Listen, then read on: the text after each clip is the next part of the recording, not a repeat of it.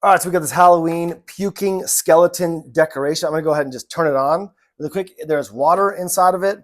It also has this green fluorescent agent that I've just dumped into the water, and we're ready to go. Oh, the skeleton also, it's got these zip ties around his hands. That way he's attached to the top of the barrel. I'm gonna go ahead and turn this on, and you're gonna see what this looks like. So as you can see, this sets a vibe, an amazing Halloween vibe. This is what you want in your house during Halloween. Get that going now because we're approaching. Halloween is coming. I'm excited about it. And this, you have this inside your house. Your friends come over, they're gonna love it.